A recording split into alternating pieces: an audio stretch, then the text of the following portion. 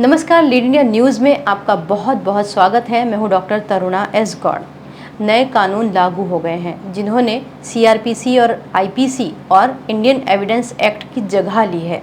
अब ये तीनों कानून 1 जुलाई से लागू कर दिए गए हैं। अगस्त में ये विधेयक आया था कि इन कानूनों में संशोधन होगा और ये अब होकर पूरी तरह लागू हो गया। लेकिन इनके लागू होने पर विपक्ष को ऐतराज है, सरकार के अपने पक्ष हैं। विपक्ष को क्या ऐतराज है और इन कानूनों के बदलने के बाद अब हमारा कानून व्यवस्था कैसी होगी, उन सबको जानने के लिए एक नज़र डालते हैं कि आखिर पहले बड़े बदलाव किन किन चीज़ों में हुए हैं। पहले बड़े बदलाव जो हैं वो 6-7 हैं जो कि हमारे जीवन पर असर डालेंगे।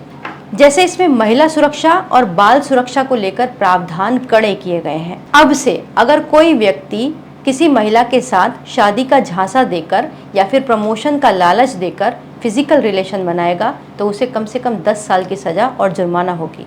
इसी तरह से अगर कोई व्यक्ति अपने शादीशुदा होने की बात छुपाकर किसी महिला के साथ फिजिकल रिलेशन बनाता है या शादी करने की कोशिश करता है तो उसको भी अपराध माना जाएगा। इसमें भी 10 साल की सज़ा और जुर्माना है। ठीक ऐसे ही बाल अपराधों को लेकर भी है कि अगर बाल तस्करी की जाएगी तो उसमें भी कड़ी सजा के प्रावधान है।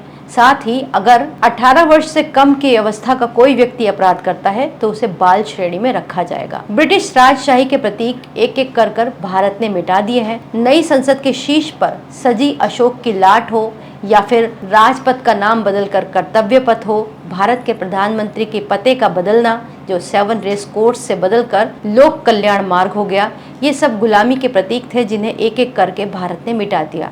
अब कानून की बारी आई है। कानून में हालांकि 1947 के बाद से बहुत सारे संशोधन हुए, लेकिन कहीं ना कहीं इसमें राजशाही की झलक रह ही गई थी, जिनको कि अब निकालना शुरू कर दिया गया। भारत के आपराधिक कानूनों में परिवर्तन करके भारतीय न्याय संहिता, भारतीय नागरिक सुरक्षा संहिता को 1 जुलाई से लागू कर दिया गया है।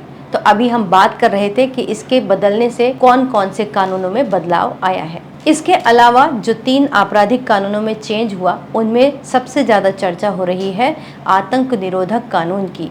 इसके अंतर्गत अब इसमें कुछ चीज़ें इंक्लूड की गई हैं। अगर कोई व्यक्ति आर्थिक अपराध भी करता है जिससे कि भारत की सुरक्षा व्यवस्था या अखंडता को चोट पहुंचती है तो उस आर्थिक अपराध को भी अब आतंकवाद की श्रेणी में रखा गया है।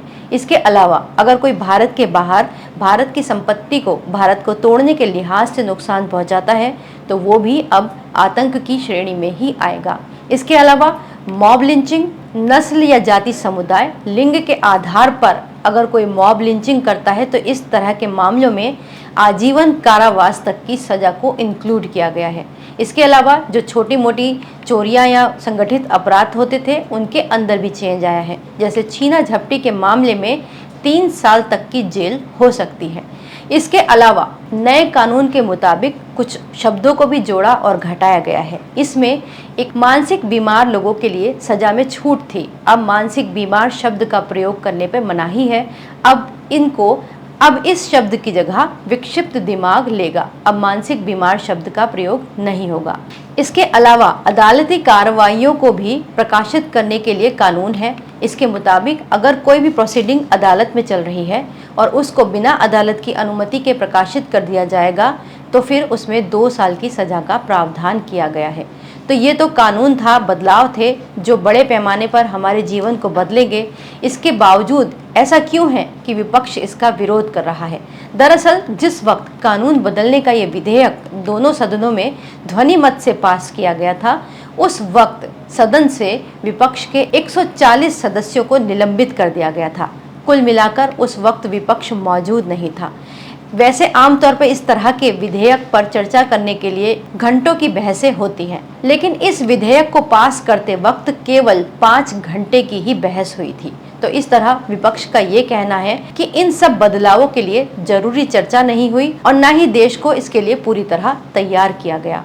कांग्रेस के राष्ट्रीय अध्यक्ष मल्लिका अर्जुन खड़गे ने इस पर ट्वीट करते हुए ये कहा कि चुनाव में राजनीतिक और नैतिक झटके के बाद भी मोदी जी और भाजपा वाले संविधान का आदर करने का खूब दिखावा कर रहे हैं। पर सच तो ये है कि जो 3 कानून लागू हो रहे हैं वो 146 सांसदों को सस्पेंड कर जबरन पारित किए गए हैं। इंडिया अब ये बुलडोजर न्याय संसदीय प्रणाली पर नहीं चलने देगा। इसके अलावा पूर्व केंद्रीय मंत्री मनीष तिवारी ने भी नए आपराधिक कानूनों पर आपत्ति दर्ज करते हुए कहा कि इन कानूनों पर फिर से विचार किया जाना चाहिए।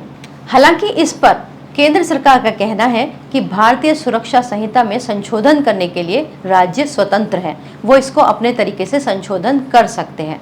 फिर भी कांग्रेस नेता मनीष तिवारी का कहना है कि जो ये नए कानून हैं वो भारत को एक पुलिस स्टेट में बदलने का आधार रखते हैं। इनको लागू होने से रोका जाना चाहिए और इनकी संसद में जांच भी होनी चाहिए। ये तो पक्ष और विपक्ष है। हालांकि इन कानूनों के लागू होने में कुछ चुनौतियां भी हैं। पूर्व additional solicitor general Indira Jaising ने इस पर चिंता जताते हुए कहा कि ऐसे लोगों का क्या होगा जिन पर अभी ट्रायल चल रहे हैं, यानी कि ऐसे लोगों का क्या होगा जिन्होंने ये कानून बनने से पहले अपराध कर दिए। जैसे मॉब लिंचिंग का अगर हम उदाहरण दें कि मॉब लिंचिंग में जो व्यक्ति शामिल थे उस वक्त उस अपराध के लिए 10 वर्ष की सजा नहीं थी, तो हो सकता है वो व्यक्ति इस तरह के कड़े कानून की वजह से उस अपराध में शामिल ही ना होता। या फिर अगर हम इसे महिला सुरक्षा कानून के अंतर्गत लें तो हो सकता है कि कोई व्यक्ति जो शादीशुदा है वो महिला से अफेयर या शादी के लिए आगे न बढ़ता। तो ये चिंता है, ये चुनौती है कि इस तरह के अपराधों का क्या होगा। ये तो छोटे उदाहरण थे, और भी बड़े बड़े चैलेंजेस सामने आएंगे। इंदिरा जयसिंह की चिंता सबसे बड़ी ये है कि ऐसे में अभियुक्तों की जिंदगी और आजादी खतरे में पड़ जाएगी। समस्या यहाँ एग्जीक्यूशन की भी है। अब इन नए प्रावधानों को लेकर जब कानून आ गया है तो फिर 650 से ज्यादा डिस्ट्रिक्ट कोर्ट्स और 16,000 से ज्यादा पुलिस थानों को ये नई व्यवस्था अपनानी है। अब से जो कॉग्निजिबल ऑफेंस होते हैं यानी संज्ञेय अपराध होते हैं उन्हें सीआरपीसी की धारा 154 की बजाय यानी 154 की बजाय बीएनएसएस की धारा 173 के तहत दर्ज किया जाएगा। तो कुल मिलाकर बदलाव हर स्तर पर होंगे। सबसे बड़ी चुनौती कोर्ट्स और पुलिस के सामने होगी। इस वीडियो को लाइक करें, हमारे चैनल को सब्सक्राइब करें। हमारे वीडियो सबसे पहले देखने के लिए बेल आइकन प्रेस करना ना भूलें।